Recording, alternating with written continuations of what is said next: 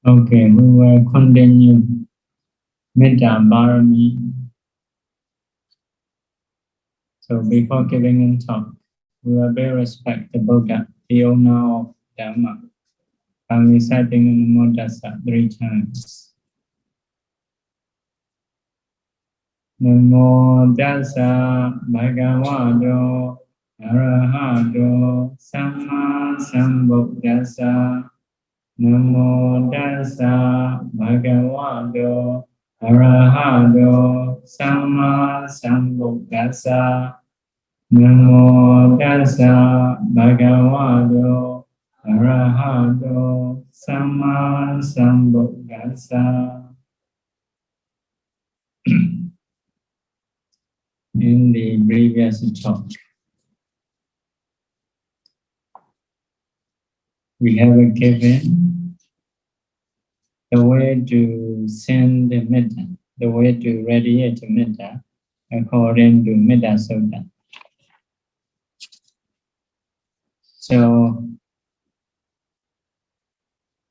in the Mettā Sutta,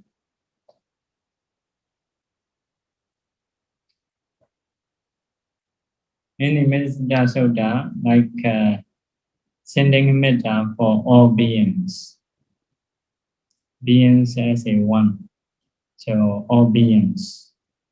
So sometimes make 2 things, so 2 groups, like a fear, no fear, or fat and thin, etc. So rather grouping 3, making in 3 groups, like a short one, a long one, a middle one, etc. So making in 3 groups, send the Mettā. But at the end of Sutta, the last way to send is not to look down each other, may all beings not to despise, so not to waste suffering, not to deceive, not to be crafty for each other. So this is something very strange to send the Mettā.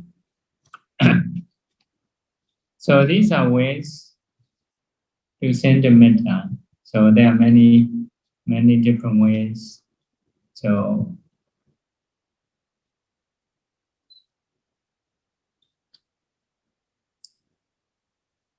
according to Mettā meditation, so first of all, practice one by one, by taking people as an object one by one.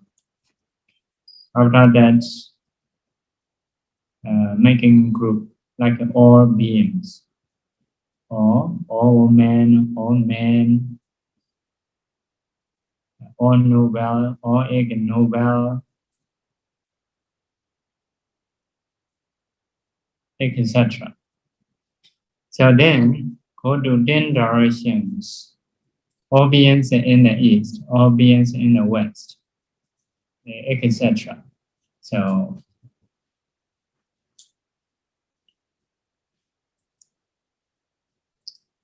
there are many different ways to send Mettā, to radiate Mettā, based on different people's, they're based on individuals' desire, individuals like the Buddha teach. So now we may need to say what are benefits of Mettā meditation.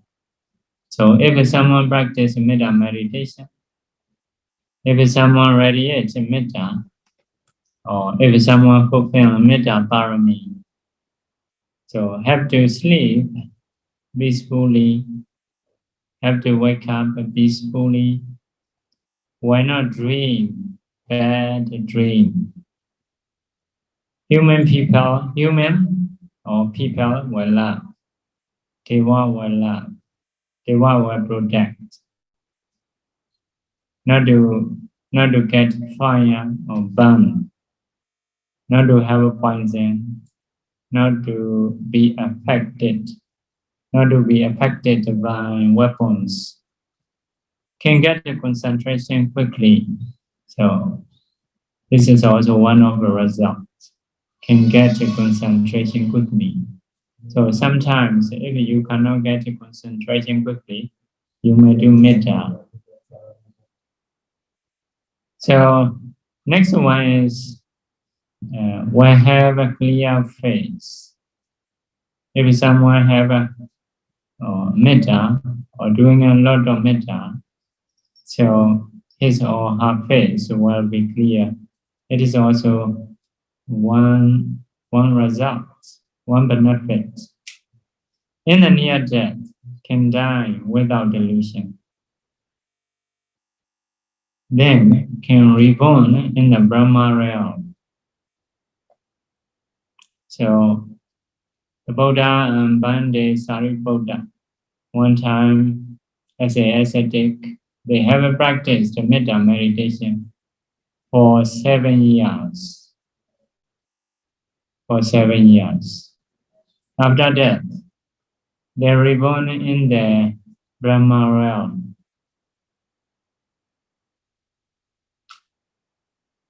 So it can last 7 eons.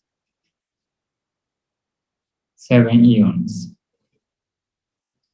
So result of 7 years.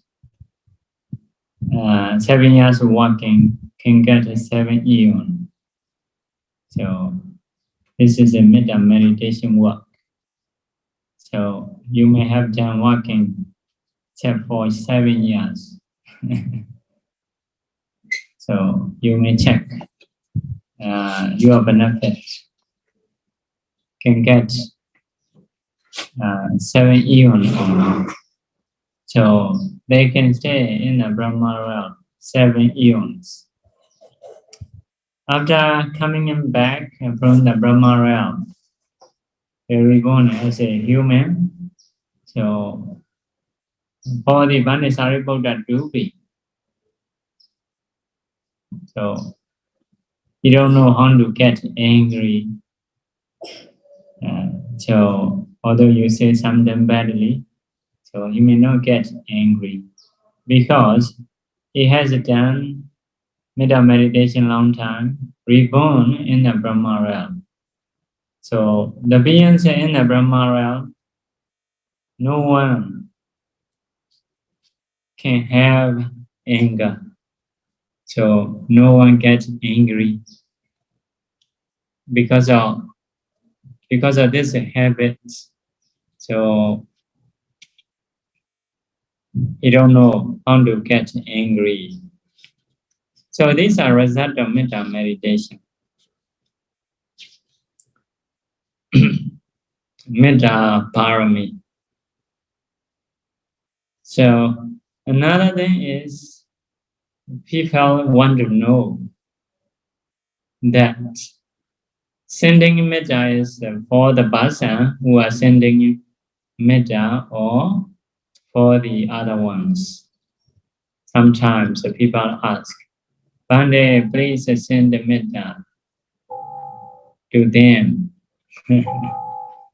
So it is affected or not. So for those who send the Mettā, who practice Mettā, they surely have a benefit. So like that we said, I have to sleep peacefully, I have to wake up peacefully, etc. They will surely have. But sent by other people, humble for us, it can be affected or not. So according to stories, so sometimes the practitioner stay or bodhisattva stay in the forest. They stay with the Mettā. They practice Mettā meditation. So even animals, so they don't have a fear for each other. They love each other. So practitioner, he himself is happy in the forest.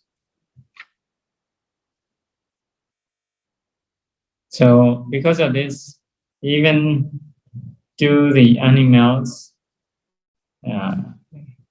it can be said something affected. So in the same way, some bhikkhus are staying in some places, especially devas or demons, non-human beings there. They become united. So they will not argue for each other. It is quite possible, even in one house or in a monastery. If there is one person who have a lot of mettā, or if there is a few people or who has or who practice mettā, so other people will come down. Other people also will be peaceful.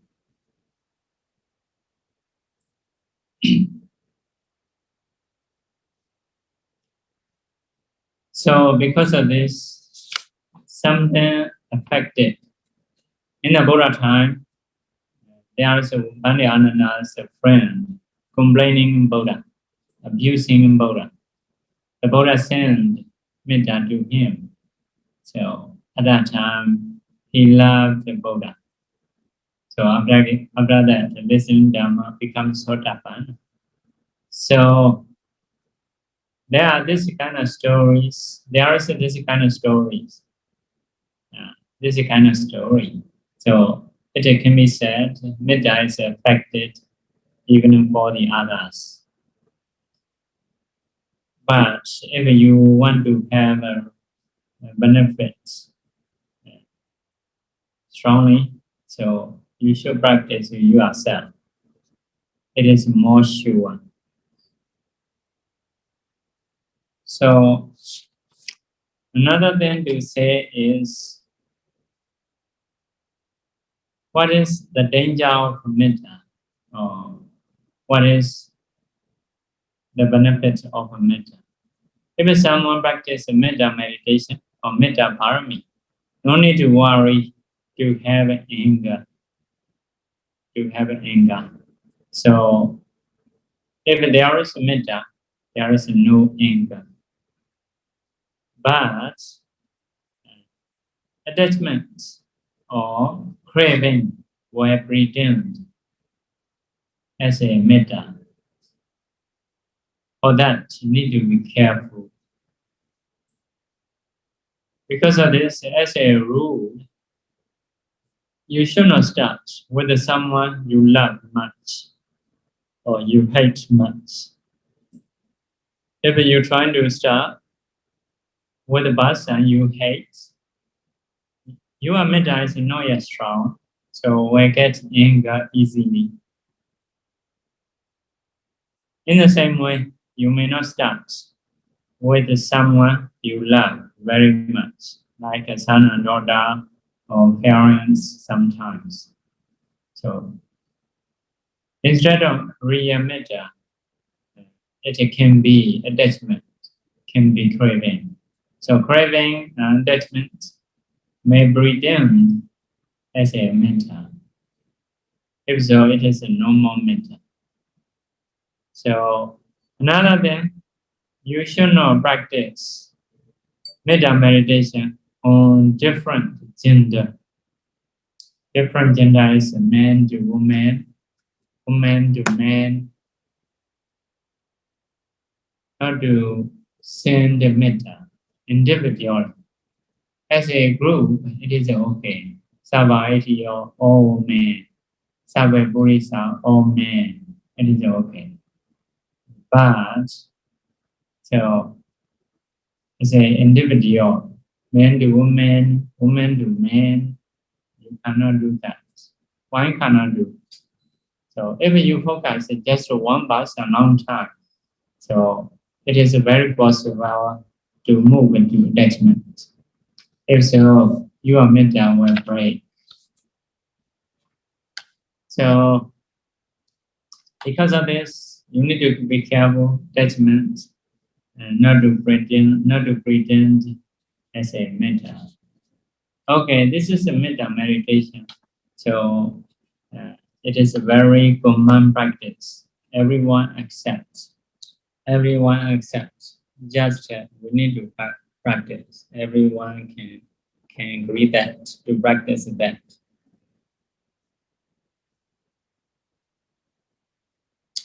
So this is a Mettā Pāramī. The Buddha has fulfilled. The Buddha and Bodhisattva trying to keep his Mettā, like a mother who has one child. So the mother will have a Mettā towards one child. So in this way, she'll have a Mettā towards the beings. So it is a Mettā Pāramī. So Mettā Pāramī, wishing others benefits, wishing others benefits. So benefiting others. So if you want to practice strongly, so have to practice as a meditation. Normally you need to stay alone, so not to against anyone in the world. That means having Mettā in the mind, associating with all being, with loving kindness, with friendship. So this kind of staying is called staying alone, not against anyone. Sometimes although we stay alone, we are against with this and that people, just in the mind. So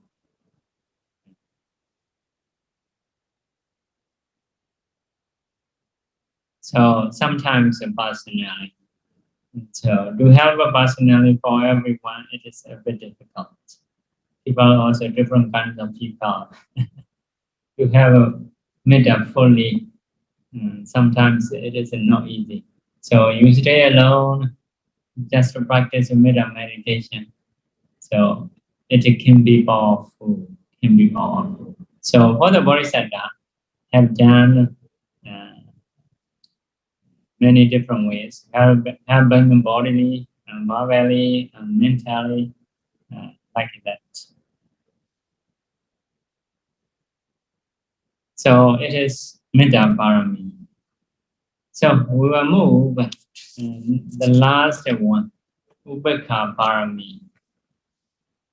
This is the last one. Upekkha is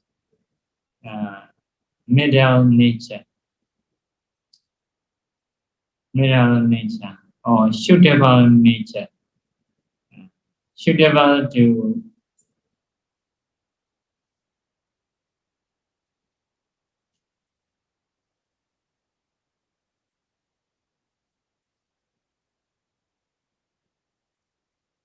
middle nature. Yeah, let me translate middle nature. Also have suffering or happiness, goodness. So the mind have middle nature. Although experiencing good or bad, having middle nature. So it is an Upekkha.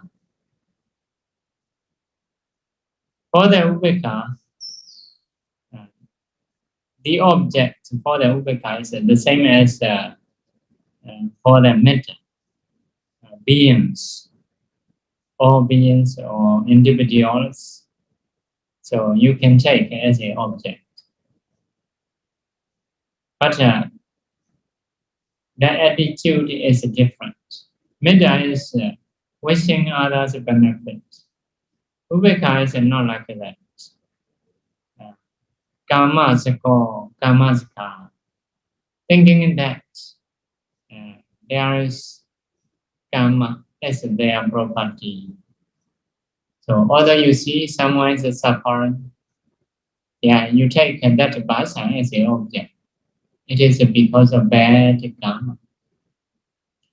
If you see someone very good, so you should think It is because of good karma.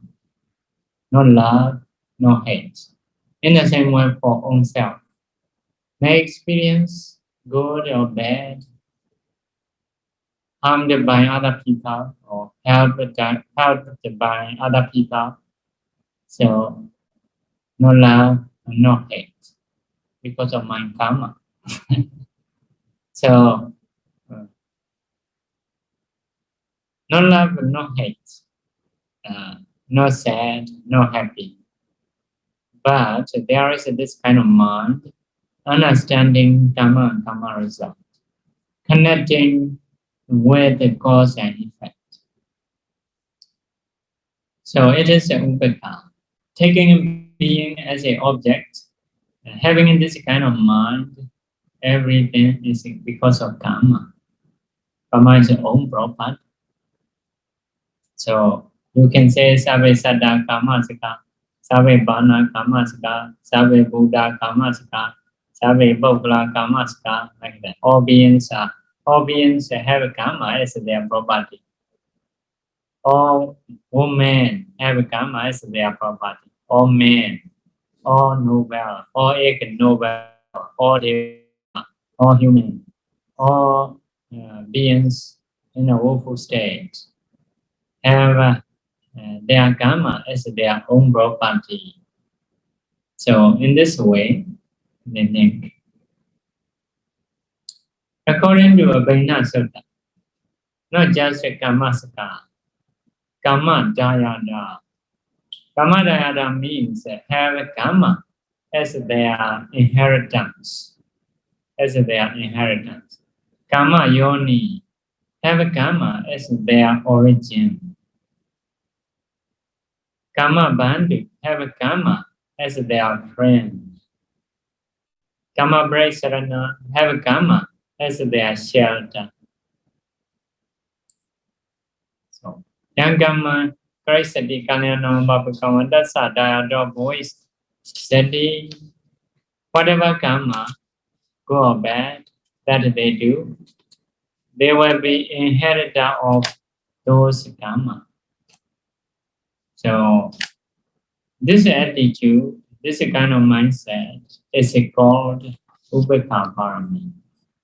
Upekkha. So, sometimes the people think Upekkha is ignoring other people, not helping, just ignoring. They think. Actually, not ignoring, taking being as an object, understanding as a karma and karma result.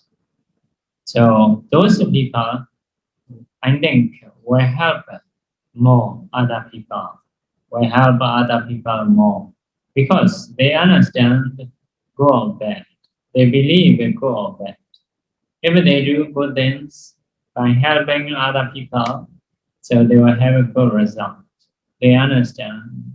Because of this, they will not ignore other people. They can help more than some people because of understanding karma and karma result.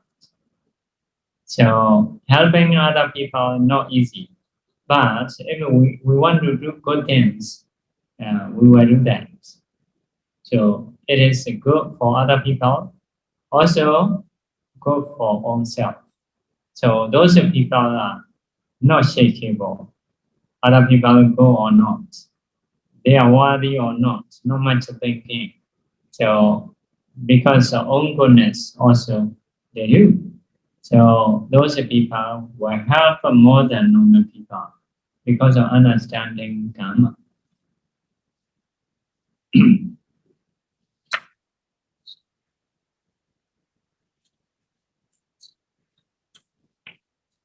So if you want to practice Upekkha Pāramī deeply, so first of all you need to practice Mettā, friendship, Karuna, compassion, Mudita, sympathetic rejoice. Trying to catch first jhana, second jhana, third jhana. After gaining that jhana, you change your mindset, your attitude. Karma saka, have karma as their property. So at that time you will get fourth jhana. It is the way to practice Upekkha meditation, also Upekkha Pāramī deeply. So in the normal time also you can think. So karmas call me, I have a karma as a mind property. They have their karma as their property. So this thinking is good. It is a kind of doing a kind of connection, cause and effect. So very big cause, very important cause. If someone does not understand karma and karma result, does not understand the good or bad, they will do bad things. So later they will get bad result. So if someone understands the karma and karma result, understand the good or bad, they were possible to do, very possible to do good things. Because they are believing, they are understanding, good thing will produce a good result. Bad thing will produce a bad result. Because of this, reflecting karma and karma results is good.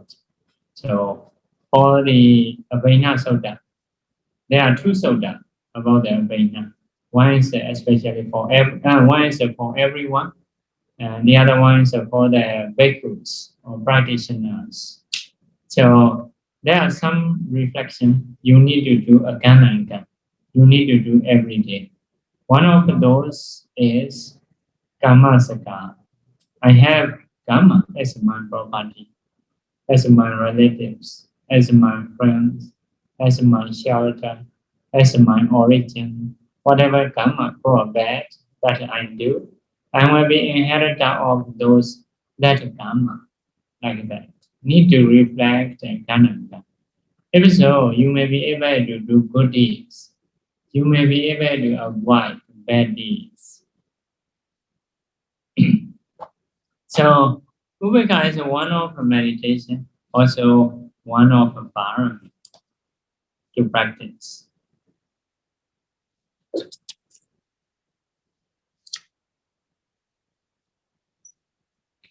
So, one time Bodhisattva practiced about the Upekkha, So, one time Bodhisattva was born in the rich family. So, went to the teacher called the Pa-Auk, famous teacher. So after learning education, he took care of parents. He took care of parents. After parents passed away, so every properties are for him as an inheritance. But at that time, Bodhisattva understand impermanence, understand perception of asubha. So not happy to stay in the lay people life, sensual life. Want to do renunciation. So, but if he ordained as a bhikkhu, so people will pay respect. He don't want to get that. So he want to be tortured by other people.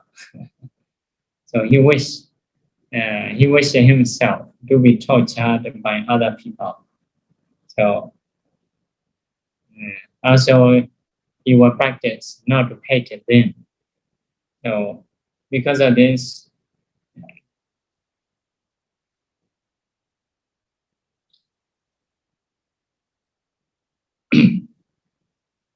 here language, his all properties. Rather, he go as a normal people, not obvious one. So every place that he stays, just 1 night. So, but if other people harm him, he will stay longer time. So because he want to practice, so you will stay longer time. So if you want to stay longer time, I need to harm. You should meditate a very long time there, the whole day, the whole night.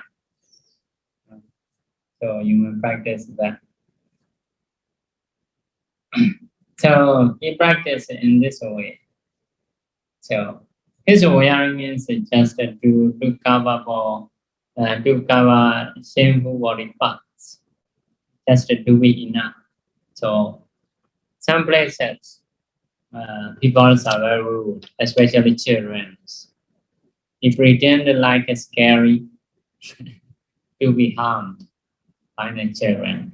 So after that, so went to the cemetery. So children also follow him to harm him. So in the cemetery, he lying down on the skull. On the skull. Skull is his pillow. So much better than your pillow. So his pillow is just a skull. So people throw with the saliva, harm every day. So he just keep his normal mind. So after that, after sometimes people understand, oh, this one is a very good ascetic. So very good practitioner. Many people respect. So although respect, although they harm,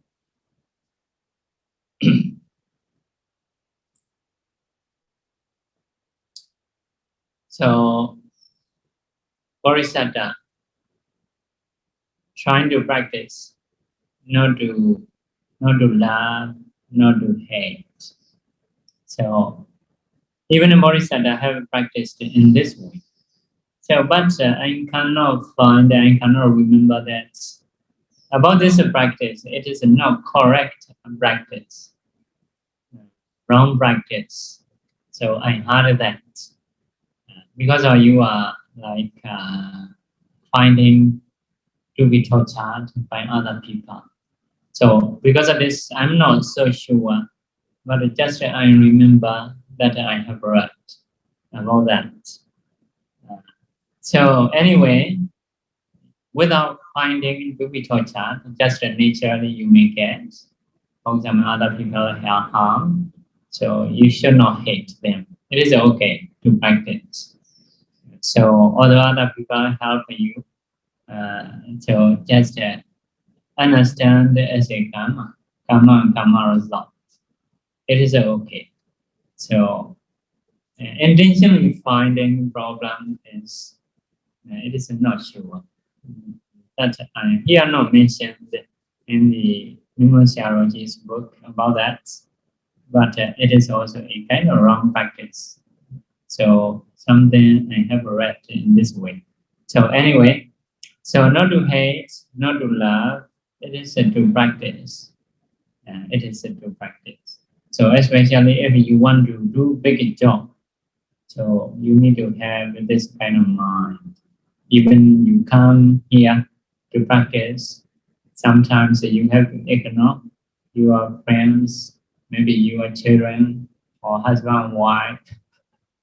So if you love much to take care of someone, if you hate much to take care and to avoid someone, you may not be able to practice. So Upekkha is a kind of mind understanding karma and karma result. So what is the greatness or goodness of Upekkha is? So cessation of love and hate. Cessation of love and hate. So it is a goodness of Upekkha. Sometimes we need that. You want to help someone, but the other one no need your help. So other time, yeah, you will need to do. This is according to his or her karma. like that. Not everyone want to want to help. So some people come to me. If I gave a long Dhamma talk, they were yawn. They were yawn sometimes. And if next time I will not come. So some people only they want to donate, they want to help. So after donating, they go back quickly. Only some people want to listen. So sometimes young people come to me. So I'm then ready to talk. I have to talk and not speak. How are you? Where do you come from? Or something like that. So I cannot say sometimes not to care, not to sleep, still. You should keep your mind here in breath, out breath. So, they don't want to hear. So, but in the same way, maybe parents want to be good for their children, but the children don't want to get. So you follow what they're trying to run. So, yeah, people are like that. Some people they are doing wrong. They are doing wrong. So you may want to be correct to them, but they don't want to be correct. So they want to continue with the wrong things. So if you're trying to control much, so they also will have a more problem. You also will suffer. You just lose your energy. So sometimes we have to think karma result. In the same way, some people practice very diligently, but they cannot improve. So according to your ability, you have to help, but improve or not improve according to their karma. So yeah, if we do this job, we want to be successful. Everyone want to be successful, but sometimes based on our karma. So we have to be. So just by understanding karma results, we have to stay. We have to come down. So because of this, so cessation of love and hate is the goodness of Upekkha Pāramī. So what is the enemy, real enemy for Upekkha Pāramī? So moha, delusion. Because of delusion, you don't know suffering, you don't know happiness. So you are not sad, you are not happy because of delusion. So it is no Upekkha. You may think it is a lie, it is a Upekkha. It is a pretending as a Upekkha. Upekkha is not just, no, Upekkha is not just a knowing. So Upekkha is understanding karma result. Understanding suffering, understanding happiness, but connect with the causes. It is because of karma. So in the same way, other people tortured by other people, helped by other people. So it is because of my karma. So if you want to be good, you should do good deeds for the future. So moha may pretend as a Upekkha. Another one is laziness. So sometimes we ignore ourselves because of laziness. So because of laziness. So it is not real Upekkha. It may pretend as a Upekkha. I'm ignoring this and that. So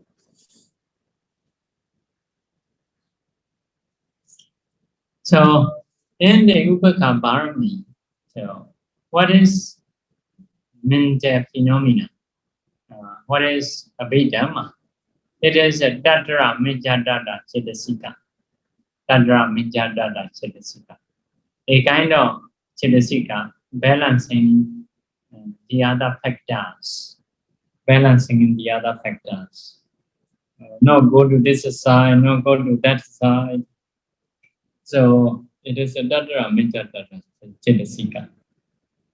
So there are some kinds of Upekkhas, which is not Upekkha Pāramī. So number 1, Chaling Upekkha. Number 2, Brahma Vihara Upekkha. Number 3, Bojjhanga Upekkha. Number 4, Viriya Upekkha. Number 5, Sankhara Upekkha. Number 6, Vedana Upekkha. Number 7, Vipassana Upekkha. Number 8, Tadara Metta Upekkha. Number 9, Jhana Upekkha. Number 10, Parisuddha Upekkha. So there are 10 kinds of Upekkha. It is not Upekkha Pāramī. So number 1 is a Chaling Upekkha, equanimity with the 6 factors. And what are 6 factors? Object and doors. In the body, we have 6 doors: eye, ear, nose, tongue, body, and mind. These are 6 factors, 6 doors. So another way of 6 factors is objects. With the eye, we see visible objects. With the ear, we listen to sound. With the nose, we smell. With the tongue, we taste. With the body, we touch. With the mind, we think. So those are visible: sound, smell, taste, tangible. The other, something to think. So these are 6. So equanimity with the 6 doors or 6 objects means we see something good, trying to have a middle nature. So middle nature. Although you have chance to see good, or you have chance to see bad, so just a middle.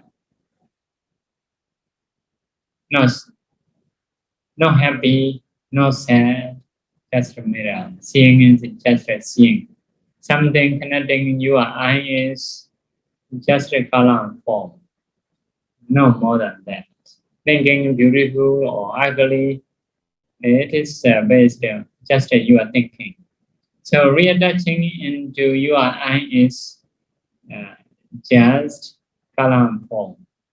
In the same way, touching into the ear is just a sound.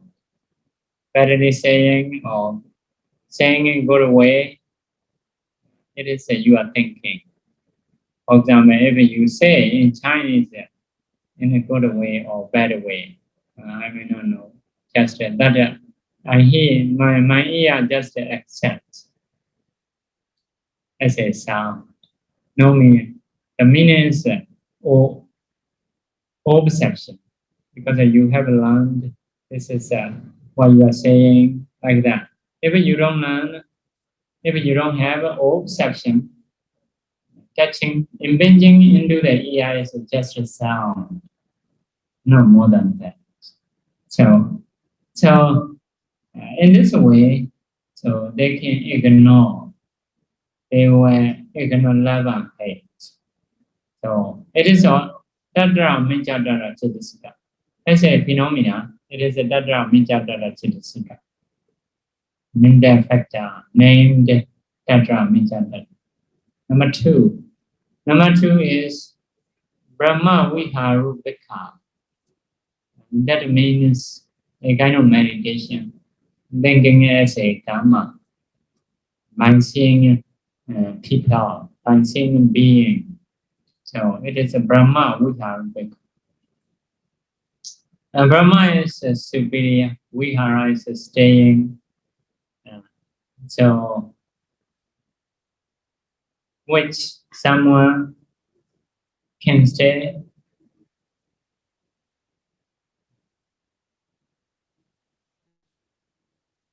with, which someone can stay with, to be superior, which is a Brahma Vihara. Or another translation is Brahma's staying. Brahma's staying. Brahma stay in with those kind of mind. So it is also Tatra Mincha Tatra Chetasika. Now Upekkha feeling. Now feeling Upekkha. This is a Tatra Mincha Tatra Chetasika. A kind of way, a kind of factor balancing other factors. Not to go to this side, love, not to get to that side, hate. So staying in the middle. So next one is a Bojjhanga. Bojjhanga is Upekkha in the Bojjhanga factors. It is also Tatra Micca Chetasika. So when you practice samatha or vipassana, that factor is arising within you, especially when your mind is balancing. So some people, when they are good in meditation, my mind automatically staying. So automatically staying. So not so active, not so lazy, like that. Just staying in there. So some people say autopilot. They say autopilot. So the mind automatically staying in there. So it is a Bojjhanga Upekkha. It is also Tatra Micca Tatra Chetasika. No Upekkha feeling. Next one is Viriya Upekkha. Viriya Upekkha is Viriya Chetasika. Effort. Effort. Chetasika. Effort. Minda factor named effort. So sometimes the effort is balancing. So if we want to stay our mind here on the breathing, so we have to make some amount of effort. So sometimes it is very balancing. If so, it is Viriya Upekkha. Sometimes no balancing. Trying the mind worry like that. So it is no Viriya Upekkha. Viriya Upekkha is something balancing. So next one is Sankharupekkha. Sankharupekkha.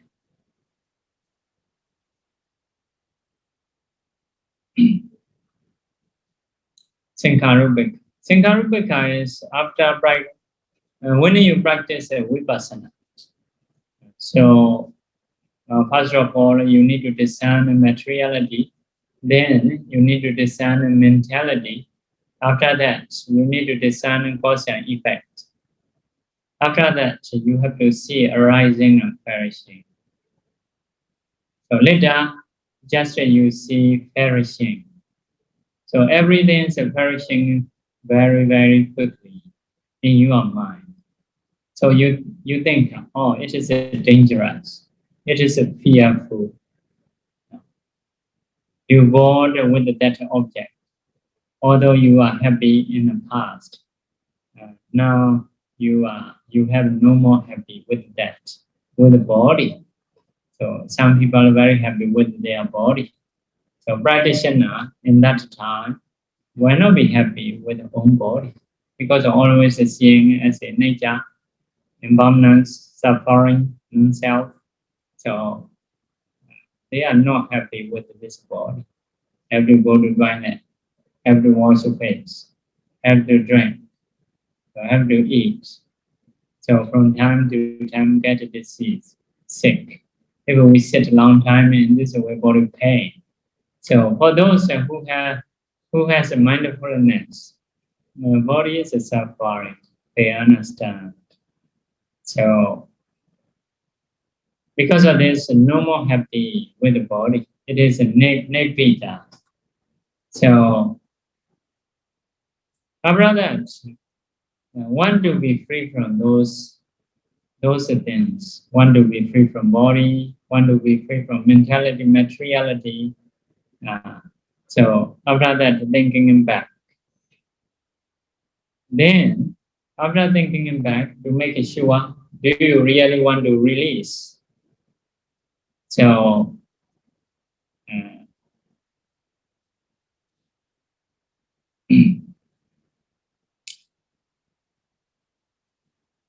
so after thinking back, oh, it's really have a fault.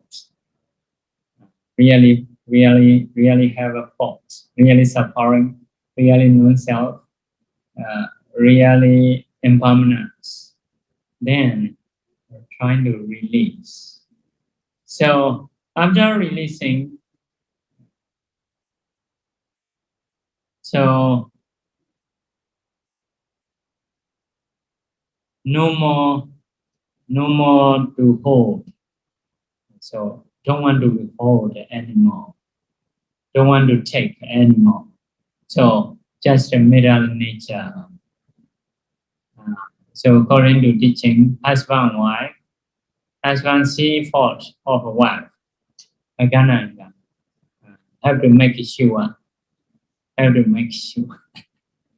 So after making sure, he release. After releasing, so no more sadness about the wife. No more happiness about the wife because already released. In the same way, the practitioner, so if their understanding is enough, after releasing about this body, so although have suffering, they are not sad, the mind not sad. So although have a goodness, so not happy. So it is a Upekkha, middle nature about the sankhara, about the formations, means about the body or everything in the world. So this is Upekkha is, although saying Upekkha, it is a kind of knowledge, a kind of knowledge. So a kind of knowledge arising within him. Because of this, he is not sad, he is not happy about the body, just a middle nature. No love, no hate. For example, if we see someone, not our relatives, not connected with us, although they have suffering, so they are suffering, just like that. So if you go to hospital, many patients, you will see, oh, they are suffering, just like that. You may not get, you may not have a tear. So you may not cry. Like doctor give an injection or medicine, rather die, please send it to cemetery. He will not cry. He may try to cure a disease, but in the mind, it's just made out. Just made out. Because he didn't occupy, this is me or my relatives. So normally we occupy this is my body, this is my relatives, this is my people. If so, it is a problem. After understanding as a non-self, it is not me, not mine, not my soul. If it is enough, we have a Upekkha, ignoring about the formations. It is a knowledge. And next one is number 6, Upekkha. Yeah, Upekkha is a kind of feeling, not sad, not happy. One of the 3 feelings always arising within us. Some people say no feeling. It is not correct according to feeling. There is a feeling, maybe happy, maybe sad, maybe normal. So sometimes it is used adokha masukha, not suffering, not happy. It is a middle. So if you're trying to see Upekkha feeling directly, it is difficult. You see Upekkha, so just as you see, it is not happy, not sad. It is a Upekkha. So according to example, saying in the book is like that, like this is a stone. In this side, there is a footprint of animal. In that side, there is a footprint of animals. If so, you can guess there is a footprint on a stone. Like that. In the same way, to see Upekkha feeling, you should try to see, am I sad? No. Am I happy? No. If so, it is a Upekkha feeling. So it is called Upekkha. And next one is a Vipassana Upekkha. Vipassana Upekkha. And Vipassana Upekkha also a kind of knowledge. If you practice Vipassana, may have this Vipassana Upekkha. It is a knowledge. The factor is a jnana, or wisdom, or knowledge. So what knowledge? So originally, when you start to practice impermanence, although you are saying impermanence, maybe permanent. So maybe permanent. So a bit not so sure. Although practicing, maybe impermanence. Sometimes impermanent, sometimes permanent.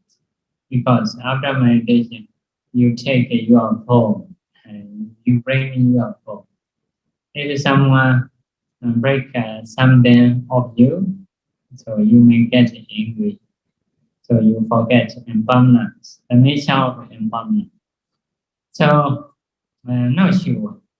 So if not sure, you have some kind of mind, like some kind of doubts. So you are not middle nature. So, but after practicing enough, so after practicing enough, you are already sure. It is a really impermanence, really suffering, really non-self. So at that time, you are in middle nature. You don't have, you are in middle nature. So you don't have this kind of mind. Is it impermanence or permanence? Not like this kind of doubt. So it is a very human nature. So no need to choose this side or that side. So you are middle nature. So this is called Vipassana Upekkha. It is a kind of jnana. So we will move to number 8. Number 8 is a Tattara Mijjhatu Upekkha. Tattara Mijjhatu Upekkha is when you do wholesomeness, if your minds are balancing, so balancing means that some people, when their meditation is very good, they are very happy, like that, very happy. They are very happy. If so, it is not balancing. Tattara Mijjhatu Upekkha is not so strong. So it is a Cetasika Tattara Mijjhatu. Okay, time is up. We should stop here. We will continue next time. We will share merit. Repeat after me. Idam me bonyam Nirvanasa Achayo Hotu Mama Bonya Bhagam Sabha Sadhanam Pajemi Tesabe Nisamam Bonya Bhagam Lavandu Sadhu Sadhu Sadhu